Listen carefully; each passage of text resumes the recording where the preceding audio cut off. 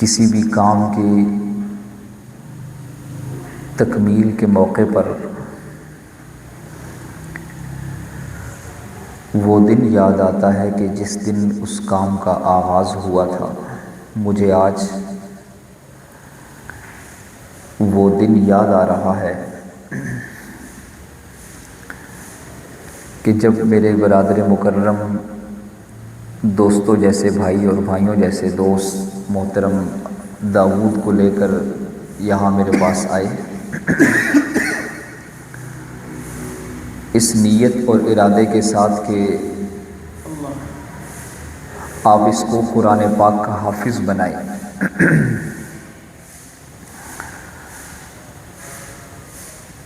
میں اس بات پر خوف زدہ بھی تھا کہ نہ جانے ہم ان کی توقعات پہ پورا اتر سکیں گے یا نہیں۔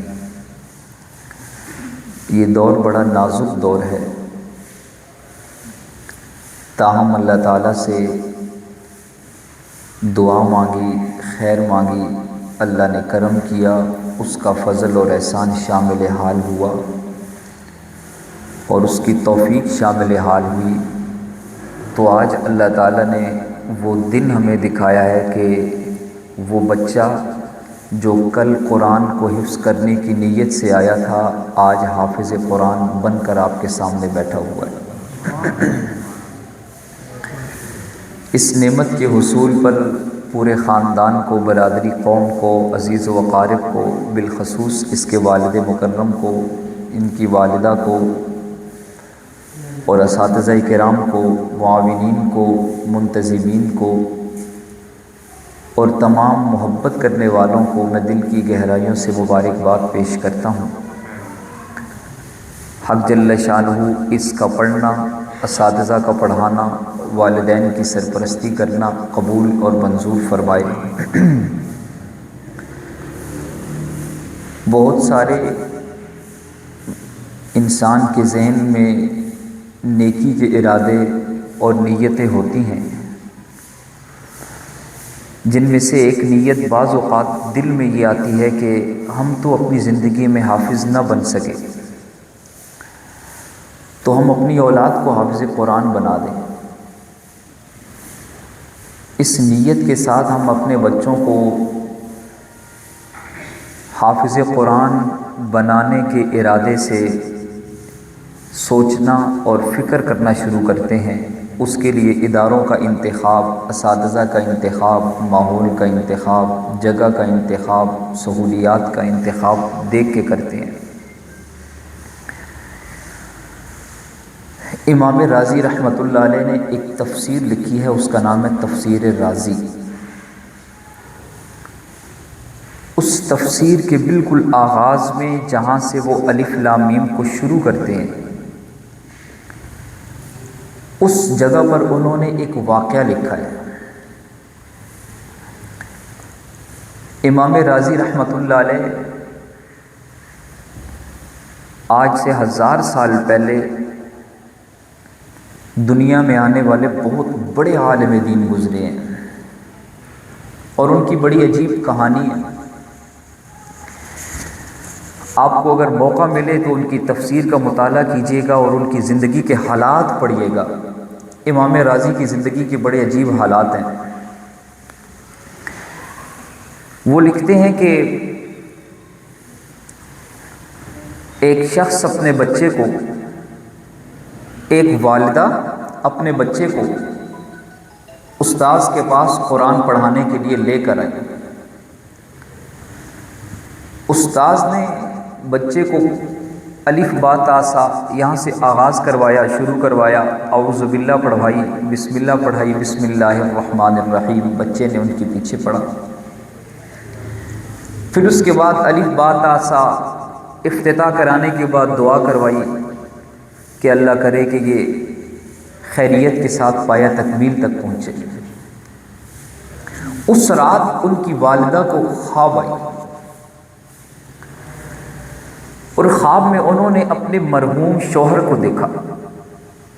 استاد سے کہا کہ قاری صاحب یہ بچہ یتیم ہے، وہ میں چاہتی ہوں کہ یہ قرآن پڑھے اور میرے لیے اور اپنے مرحوم والد کے لیے صدقہ جاریہ بنے۔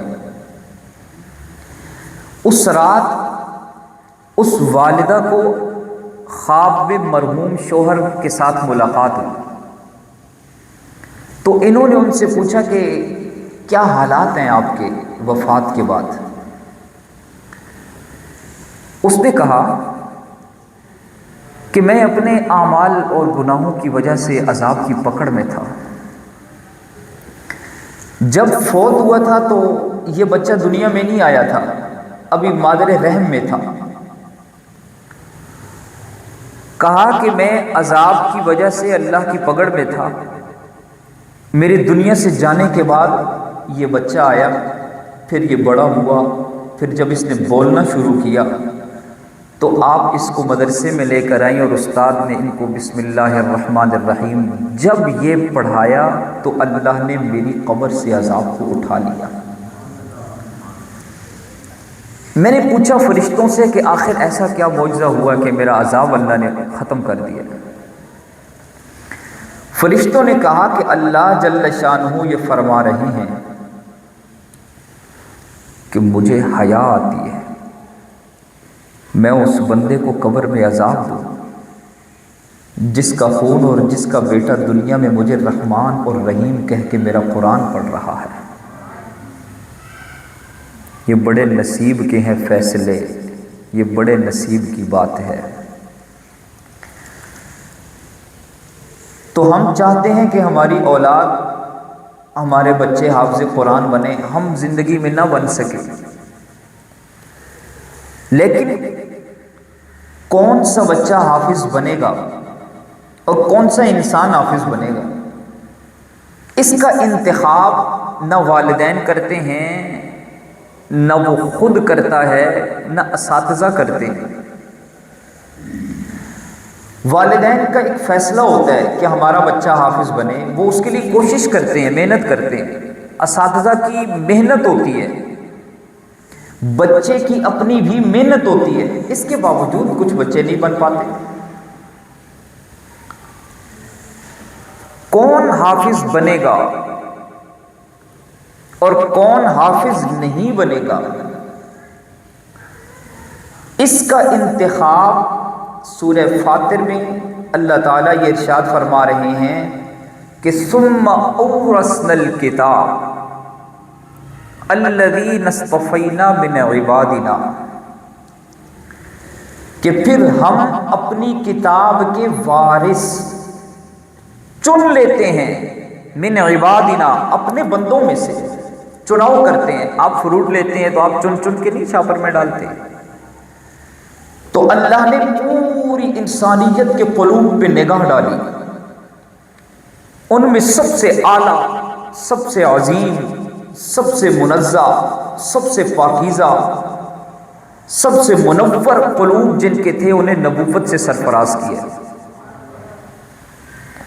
اس سے اعلیٰ درجہ اور اس سے اعلیٰ عظمت انتخاب خداوندی میں اور کوئی نہیں ہے۔ اور نبی کتنے آئے اس کی صحیح تعداد اس کائنات میں کسی کو نہیں ہے، یہ علم اللہ نے اپنے پاس رکھا ہے۔ قرآن میں کچھ انبیاء کا ذکر آتا ہے، لیکن اللہ فرماتا ہے کہ وہ رسولاً قد قصصنا، ہم نے کچھ ایسے رسول بھیجے جن کے ہم نے قصے اے میرے پاک پیغمبر آپ کو سنائے، لیکن کچھ ایسے بھی بھیجے کہ لم نقصص علیک، جن کا تذکرہ آپ کو نہیں سنایا۔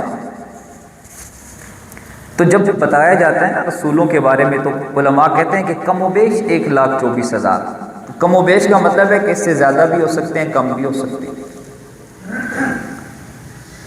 یہ سب سے اعلیٰ ترین مقام درجہ ہے نبوت کا۔ نبی کو ڈائریکٹ اللہ ان سے ہم کلام ہوتے ہیں، ان کا انتخاب کرتے ہیں۔ سب سے اعلیٰ ترین دل نفوس انبیاء کے،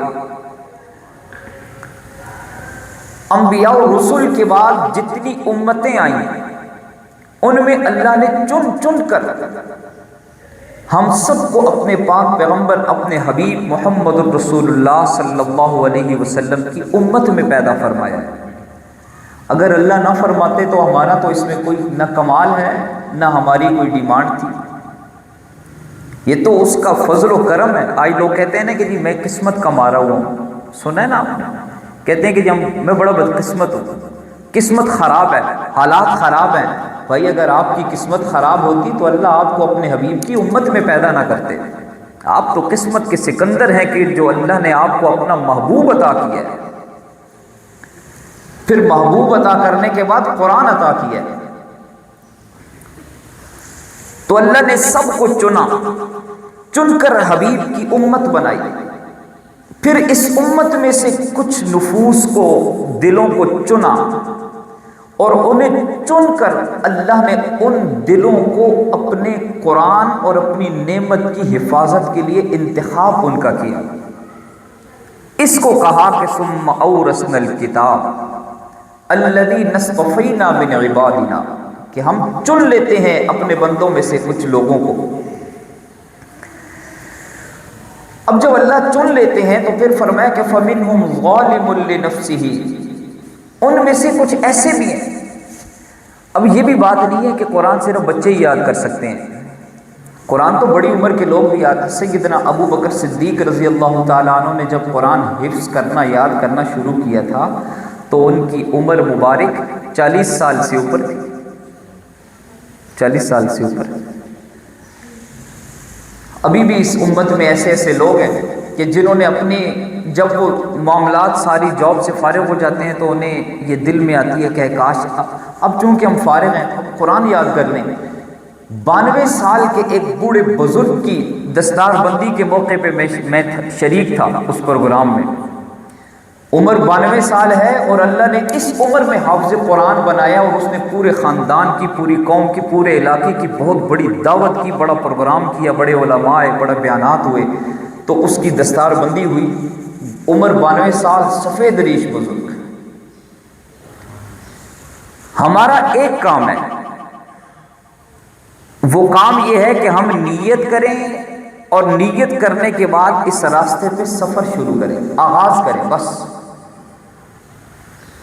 آپ نے سفر شروع کیا، وہ مکمل ہوا یا نہیں ہوا آپ اس کے مکلف نہیں ہیں۔ کل قیامت کے دن اللہ آپ کو حفاظ کی صف میں اٹھائیں گے۔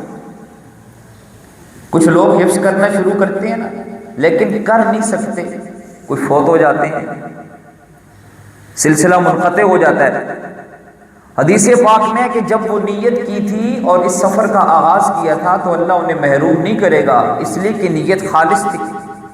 کل قیامت کا دن ہوگا، قبریں شق ہوں گی، مردے اپنی قبروں سے اٹھیں گے، تو اللہ اس وقت کچھ لوگوں کو اٹھا کر الگ کریں گے۔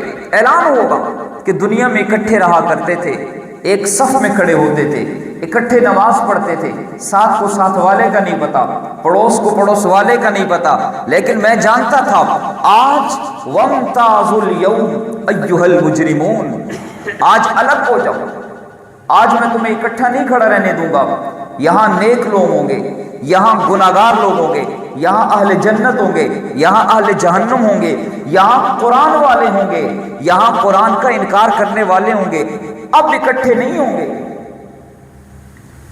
تو جب ان کو الگ کیا تو ان میں سے کچھ ایسے لوگ ہوں گے، حدیث پاک میں ہے کہ جن کو کل قیامت کے دن اللہ کی طرف سے خطاب ہوگا، اعلان ہوگا، اللہ فرمائیں گے کہ اقرؤوا القرآن، آج قرآن پڑھتے جاؤ اور جنت کے درجے چڑھتے چلے جاؤ،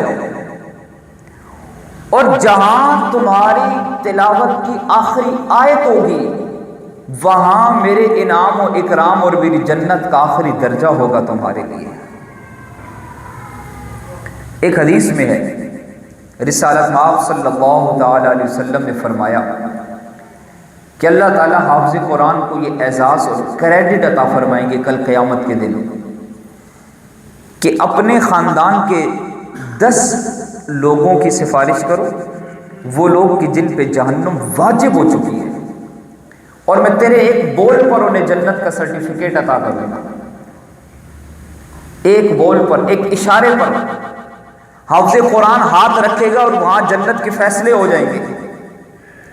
10 ایسے لوگوں کی سفارش ان کے حق میں اللہ تعالیٰ اس کی قبول فرمائیں گے، وہ حافظ کی جس نے قرآن کی لاج رکھی ہو، حفظ کیا اور پھر حفظ کے بعد حفظ کی سعادت کو ہمیشہ کے لیے پلے باندھ لیا۔ لیکن اس حدیث کے ضمن میں جو اہم بات ہے وہ یہ ہے کہ کچھ ایسے لوگ ہوں گے کہ جن کے حق میں حافظ قرآن کو سفارش کرنے کی اجازت نہیں ہوگی۔ وہ کون لوگ ہیں؟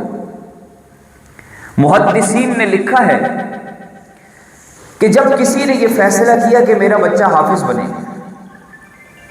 تو اس کو کسی نے کہا کہ بھائی آپ کا بچہ تو ماشاءاللہ بڑا قابل ہے، لائق ہے، ذہین ہے، انٹیلیجنٹ ہے، آپ اس کو بیکن ہاؤس میں داخل کروائیں، آپ اس کو فلاں اسکول میں داخل کروائیں، تو بڑا اچھا پڑھے گا، تو پڑھائی میں بہت اچھا ہے، آپ اس کو کیوں مدرسے میں داخل کروا رہے ہو؟ تو پیچھے رہ جائے گا، 2 سال لگیں گے، 3 سال لگیں گے، 3 سال کے بعد وہ بیس نہیں رہے گی، وہ اس کی صلاحیتیں نہیں رہیں گی۔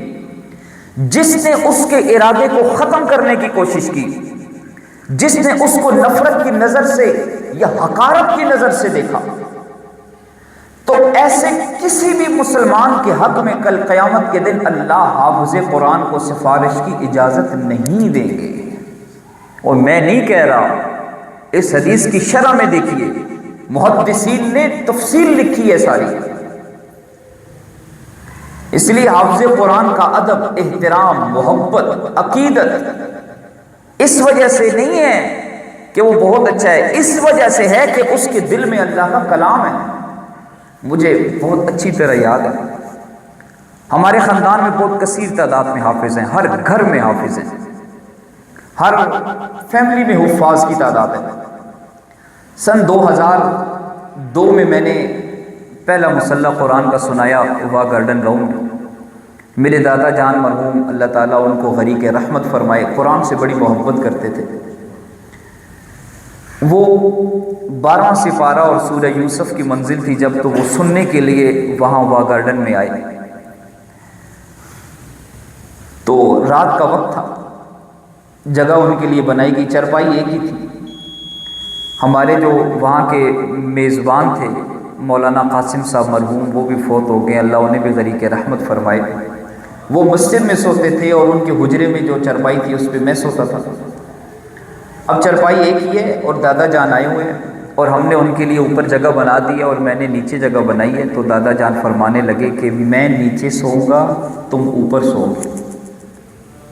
تو میں اس بات پہ پریشان ہوا کہ یہ کیسے ہو سکتا ہے۔ تو آخر انہوں نے یہ فرمایا کہ میں نیچے نہیں سو سکتا، اس لیے کہ تمہارے سینے میں اللہ کا قرآن ہے اور میں حافظ قرآن نہیں ہوں۔ اور انہوں نے حکماً ارشاد فرمایا اور مجبوراً انہوں نے مجھے چرپائی پہ سنایا اور سلایا اور خود نیچے سوئے۔ اللہ نے اس تعظیم کا یہ صلہ عطا فرمایا ہے کہ ان کی نسلوں میں ہر گھر میں اللہ نے حفاظ پیدا کیے ہیں، قراء پیدا کیے ہیں، علماء پیدا کیے ہیں، اور ایسے علماء اور قراء جو دین کے خادم بن کر زندگی گزار رہے ہیں۔ یہ اللہ دنیا میں صلہ عطا فرماتے ہیں۔ تو اس لیے آج ہم سب کے لیے یہ سعادت کا، مبارک کا، برکتوں کا دن ہے کہ حافظ داؤد کا تکمیل قرآن ہے۔ اللہ تعالیٰ اس کا قرآن پڑھنا، اساتذہ کا پڑھانا قبول فرمائے۔ جو غلطی، کمی، کوتاہی ہماری طرف سے ہوئی، اس کی طرف سے ہوئی، والدین کی طرف سے ہوئی، سستی ہوئی، اللہ تعالیٰ اس کو معاف فرمائے۔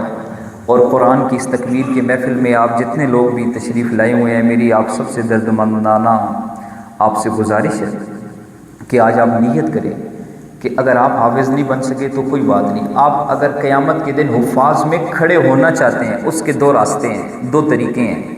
ایک طریقہ یہ ہے کہ آپ اپنے بچوں کو حافظ بنائیں، اگر وہ بھی نہیں کر سکتے آپ کسی بچے کو حافظ بنا دیں، کسی بچے کا خرچہ اٹھائیں، وہ حافظ بنے گا، آپ کے نامہ اعمال میں حفاظ کا کریڈٹ ملے گا، اور کل قیامت کے دن اللہ تعالیٰ آپ کو اس خدمت کے صلے میں حفاظ کی صف میں اٹھائیں گے۔ یہ کوئی اتنا مشکل کام بھی نہیں ہے، بس خلوص چاہیے، بس محبت چاہیے۔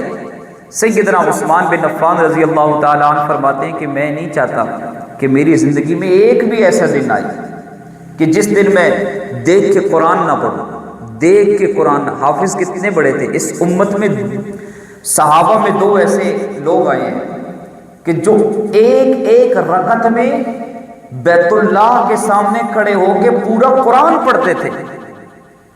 ایک حضرت عثمان بن عفان اور ایک حضرت ابو موسیٰ اشعری حضرت تمیم داری کے بارے میں بھی آتا ہے. اور ان کے بعد اس امت میں بھی کچھ ایسے لوگ آئے ہیں جنہوں نے ایک ایک رکعت میں پورا قرآن پڑھا ہے. امام اعظم ابو حنیفہ کے بارے میں ہے کہ وہ جب نیت کرتے تھے تو پورا قرآن پڑھتے تھے. ابھی پچھلے سال کی بات ہے، شام کے اندر ایک لڑکے نے قرآن حفظ کیا تھا اور اس کے بارے میں یہ آیا. نوجوان لڑکا ہے، عمر اس کی تقریباً 19 یا 20 سال ہے. اس نے کہا کہ میں نے جب یہ تذکرے پڑھے کہ ہمارے اسلاف میں لوگ ایک ایک رکعت میں پورا قرآن پڑھتے تھے تو میں نے اپنے آپ کو اس کے لیے تیار کرنا شروع کیا. میں نے قرآن کو مضبوط کرنا شروع کیا. 2 سال میں نے اس پہ محنت کی. میں نے اس کی پریکٹس کی، نمازوں میں کھڑا ہوا، نوافل میں نے 2-2 5-5 10-10 سپارے اکٹھے پڑھے. پھر میں نے جم جوائن کی، اپنا سٹیمنا بڑھایا. کہتا ہے کہ پھر میں نے سردیوں کی ایک لمبی رات کا انتخاب کیا. اس ایک رات میں کھڑا ہوا اور نیت یہ کی کہ میں آج پورا قرآن ایک رکعت میں یا 2 رکعت میں پڑھوں گا. کہتا ہے کہ میں نے شروع کیا، پڑھتا گیا. 20ویں سپارے کے بعد حالت بہت زیادہ غیر ہو گئی، نقاہت آ گئی، پاؤں پہ ورم آ گئے، پاؤں سوجنے لگے، مشکل ہے کھڑا ہونا. تو کہتا ہے کہ 25ویں کے بعد پھر میں گر گیا. میں نے بڑی مشکل سے 2 رکعت مکمل کی لیکن قرآن مکمل نہ کر سکا. لیکن ہمت نہیں ہاری، پورا سال پھر محنت کی ہے، پورا سال محنت کی. اور سال کے بعد یہ جو پچھلا سال سردیوں کا سیزن گزرا ہے، اس سیزن میں ریکارڈ پر یہ بات موجود ہے، انٹرنیٹ پر اس کی پوری، گوگل پہ اس کی ہر چیز اس کی موجود ہے کہ اس نے ایک رکعت میں پورا قرآن تلاوت کیا ہے. قرون اولیٰ کو چھوڑیے، اس دور میں بھی ایسے محبت کرنے والے ہیں کہ جن کی جوانیاں، جن کی محبتیں، جن کا خلوص، جن کی زندگی کی ساری محنت قرآن کے ساتھ ہے، جن کی پہچان اٹھنا بیٹھنا قرآن بن رہا ہے. اللہ تعالی ہمیں ایسے لوگوں میں شامل فرمائے. تو نیت کرتے ہیں سب انشاءاللہ تعالی روزانہ قرآن کی تلاوت کریں گے انشاءاللہ. دیکھ کے پڑھیں. آج پورا سال قرآن الماریوں میں پڑھا رہ جاتا ہے اور ہم قرآن کو دیکھ کے نہیں پڑھتے. تو قرآن کو دیکھ کے پڑھنے کا اہتمام کریں. سال پورا ہو تو کم از کم آپ کے 3-4 قرآن تو مکمل ہو چکے ہو نا. اللہ تعالیٰ توفیق عطا فرمائے. اپنے بچوں کو حافظ قرآن بنائیں. انہیں نہیں بنا سکتے، ہمارے پاس ہیں. ہم سے پوچھیں کوئی یتیم مستحق بچہ ہے، آپ ہمارے حوالے کریں. کئی ایسے بچے آتے ہیں. آج ایک یتیم بچہ آیا، والد نہیں تھے اس کے، تو اسے کسی ساتھی نے بھیجا. انہوں نے کہا کہ یہ یتیم بچہ ہے، آپ پڑھانا چاہیں تو پڑھا لیں، نہیں پڑھانا چاہیں تو بے شک گھر بھیج دیں. اس کی نگرانی اور سرپرستی کرنے والا کوئی نہیں ہے. یہ ٹیکسلا میں وہ رہتے تھے. تو ایسے یتیم بچے آتے ہیں. آپ کسی یتیم کو حافظ قرآن بنائیں، کل قیامت کے دن اللہ آپ کو اس کا صلہ عطا فرمائیں گے. جو کہا سنا اللہ اس پر عمل کی توفیق عطا فرمائے. حافظ داؤد صاحب قرآن پاک کی تکمیلی آیات تلاوت فرمائیں گے اور پھر اس کے بعد دعا ہوگی انشاءاللہ. اعوذ باللہ من الشیطان الرجیم.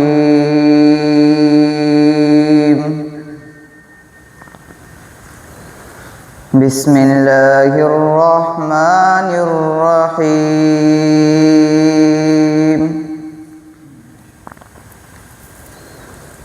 صبغۃ اللہ ومن احسن من اللہ صبغۃ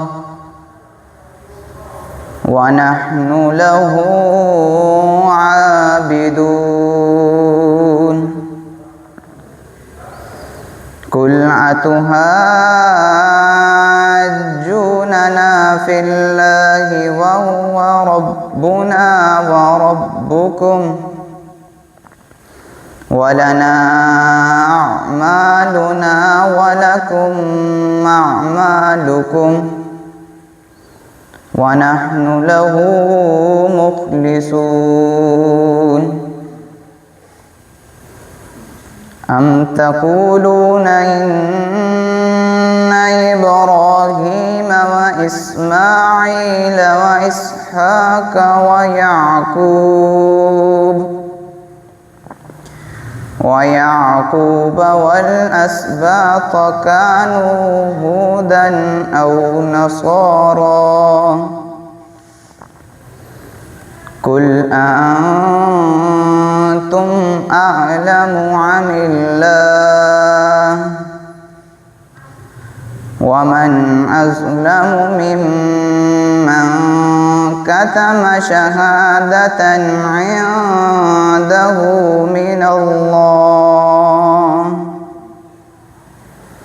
وما الله بغافل عما تعملون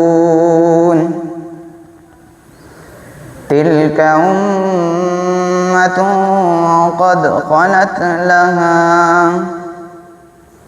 قد خلت لها ما كسبت ولكم ما كسبتم ولا تسألون عما كانوا يعملون دعاء ختم القرآن اللهم آنس وحشتي في قبري اللهم ارحمني بالقرآن العظيم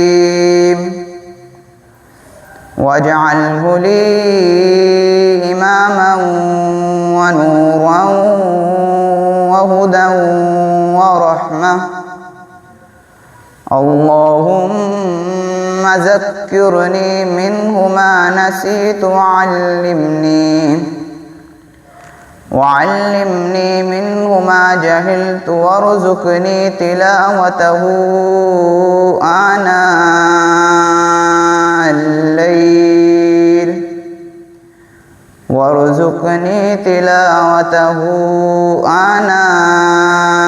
الليل وآناء النهار